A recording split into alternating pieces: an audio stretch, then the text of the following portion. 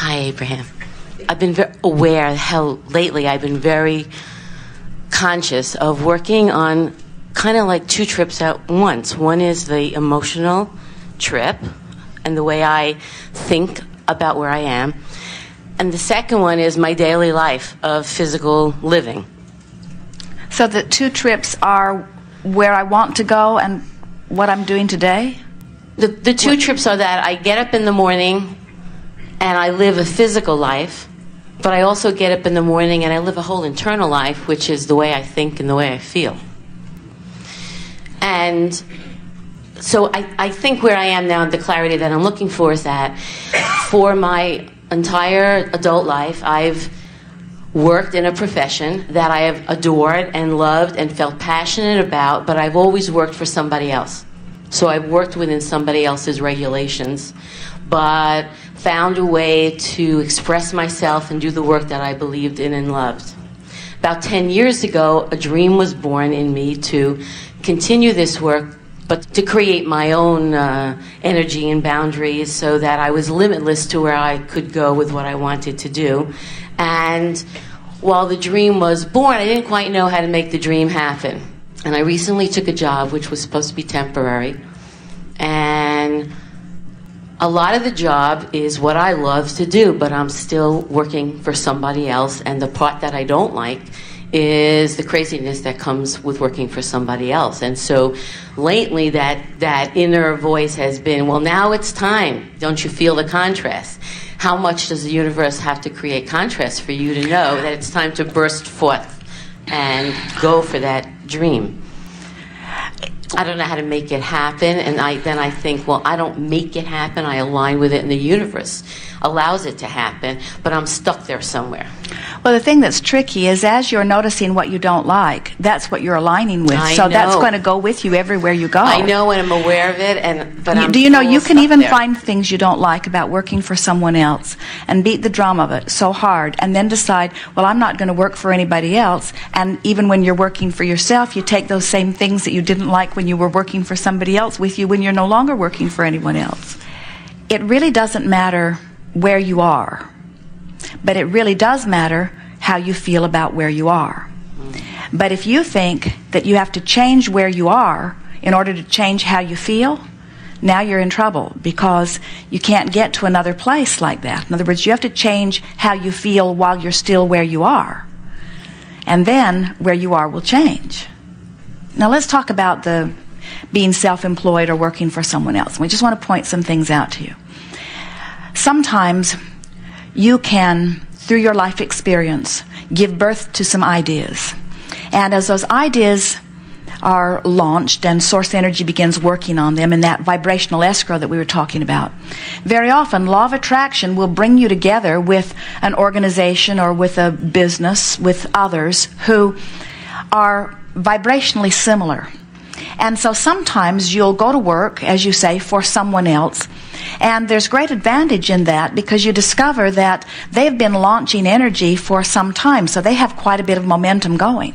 In fact, they're stable, they're profitable, they have things in place, and things that are not really up to speed with you yet are already up to speed with them. So the universe knows what you want, knows what they do, matches you up together, and you all go off and happily co-create together, and you see. What's been happening. But then there's this other thing that physical humans often say, which is, I want to be independent. Often they mean financially independent, which often they mean, I want to be my own boss, I want to make my own decisions. And that's a wonderful state of being too. But it is usually more difficult for someone to get personally up to speed with that idea than it is for them to get up to speed with the idea of dovetailing with something that's already in motion.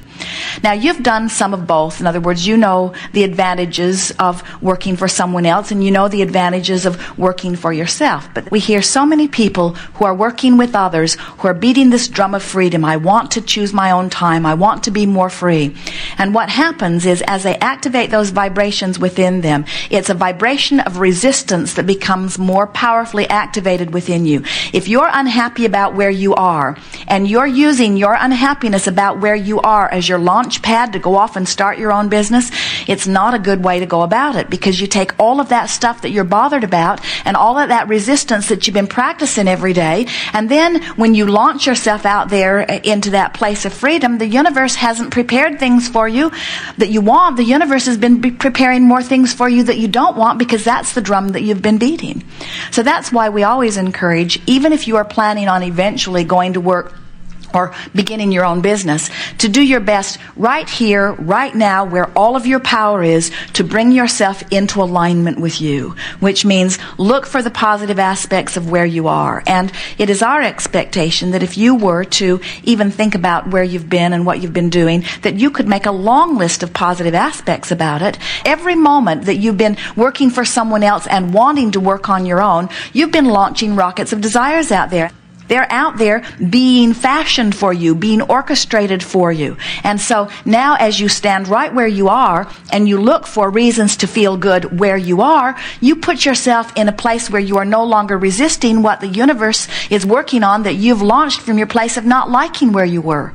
You just can't get around it. You've got to find a way to feel good where you are now before you start shifting your vibration in a way that you can start letting in what you've been asking for. So here's, I think, the pivotal word I need help. I work at a college, and there's politics among the higher-ups, and they want to have a meeting with me because they think I'm going to fix something up. So in the moment that I'm aware that they're playing games with each other and I don't want to be part of the games, where do I put my attention? All right, so as you focus upon these higher-ups, the people that hold the power, the people that hold the key to your job, the people who are making decisions, and you say things to yourself, some of them true and some of them not true, but all of them your opinion, and therefore that's just fine. As you think things like they don't know what they're doing, or they're just collecting their salary, or they're not doing a good job, or we're doing all the work, and they're making decisions, but they're making inappropriate decisions, how do those thoughts feel as you identify them? Good or bad? Bad. And if you had to give the emotion a label, would you call it powerlessness? Would you annoyed? So, do you realize that they cannot affect your point of attraction, but as you focus upon the things that you decide are wrong in them, you affect your point of attraction. So you're using them as your excuse to hold yourself in vibrational resistance to things you want. And that's why they get more and more annoying as years go by, because you focus upon it, you use them as your excuse to not allow things to come, and then before you know it, you've got a pretty good case built for them having the power to keep you from what you want. And eventually it goes from annoyance to true powerlessness. Now, I understand that, but I'm not sure in the moment what I should think to help me not feel annoyed. In the moment, what you should think is, I feel annoyed, and annoyed means I've got resistance. Let's see if I can think something that would make me feel something softer than annoyance.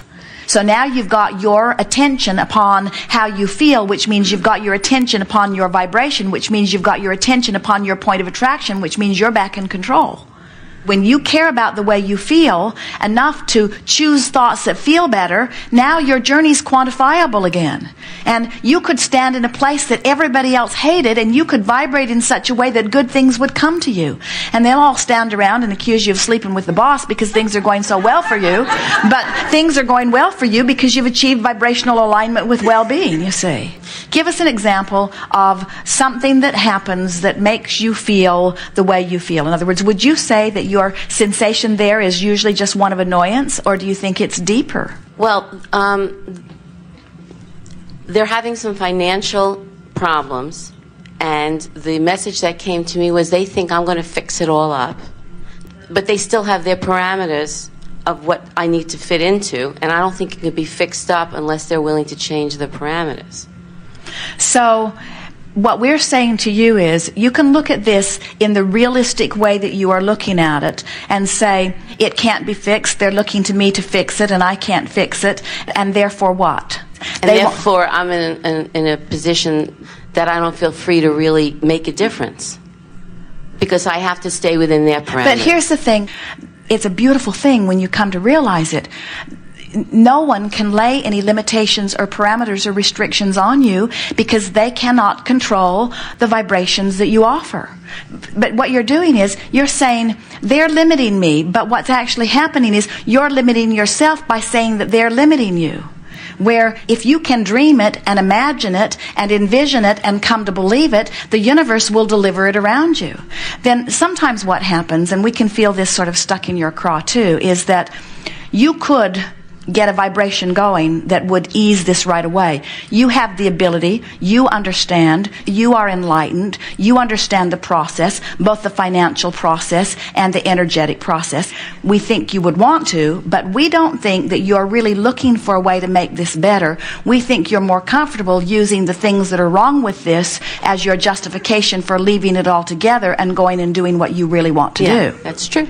And there's another thing that's sort of stuck in there, and that is you have the ability to clean this up. You've done it on endless occasions, but you're tired of cleaning it up and them getting all the credit for it. You've decided this time you're just going to let them cook their own goose. And so what we're saying to you is you can be as happy where you are as you want to be, but don't use your unhappiness about where you are as the catalyst to launch you into a new place. If we were standing in your physical shoes, we would line up our energy, we'd make lists of their positive aspects, we'd get in touch with our inner being, we would get in touch with source energy, we would figure out the solution, we would put it in place, we would do it even within the guidelines that they are giving you, but vibrationally we would work through those limitations.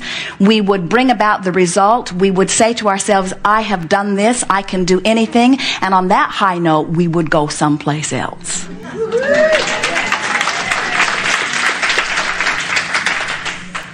That sounds wonderful. I'm going to come back next time and tell you how I did it. It doesn't matter whether you're working for yourself or whether you're working for someone else. The potential for frustration is there. The potential for anger is there. The potential for satisfaction is there. You've got to choose which way you're oriented. Most of the world is talking about unconditional love like it's a good thing, but almost nobody understands that what unconditional love is feeling connected to source energy in spite of the conditions. It's having the ability to adjust my vibration no matter what's happening out here. And until you are able to adjust your vibration no matter what's happening out here, now you've got to try to control what's happening out here. And you can't control what's happening out here. People say, oh, I like that. Let's have more of that. Oh, I don't like that. Let's get rid of that. Not understanding that yes to something includes it in their vibration and no to something includes it in their vibration. In other words, this is an inclusion-based universe. There's no such thing as no. So when you say, I'm going to feel good because feeling good is who I am, and feeling good puts me in concert with the whole of who I am. Now you're free to go out into the world. Now you can be the adventurous person that you are. You're not having to hide from things. You've got this vibe going where only well-being comes to you, where if you're waiting for conditions to change so that you can have a better feeling response to the condition, as soon as you get that mess cleaned up, there'll be another one and another one and another one and another one. You can never clean it up because your point of attraction will keep bringing you more of the stuff you're trying to clean up. What's left undone? Hard to imagine anything, isn't it? You are understanding, we can feel you getting it, that you do create your own reality. Some of you know it and wish it were otherwise because you don't yet feel worthy of the choices, and some of you are believing it but not sure that you yet know how to do it. When we say to you that you create your own reality, we want you to understand that from our non-physical point of view, which is a very broad, clear view, we don't see things that we think you should be creating. And therefore we're here coaxing you into getting on the bandwagon and getting on with what you're about. You don't create your own reality because it needs to be created. You create your own reality because you are a creator, and that's what you do. In other words, do you paint your pictures because they need to be painted? Or do you paint your pictures because it is joyful to paint them? Do you sing your songs because there are songs that need to be sung? Or do you sing your songs because it's satisfying to sing your songs? Do you give birth to your children because your children need to be born? Or do you give birth to your children because it is the inevitable consequence of being out here on the leading edge of thought? We want you to relax in all of this and recognize that there is not something broken that you're here to fix, and there's not something unfinished that you're here to finish. We are all eternal beings, and we are here with the singular intent of living the joyful beingness that we are.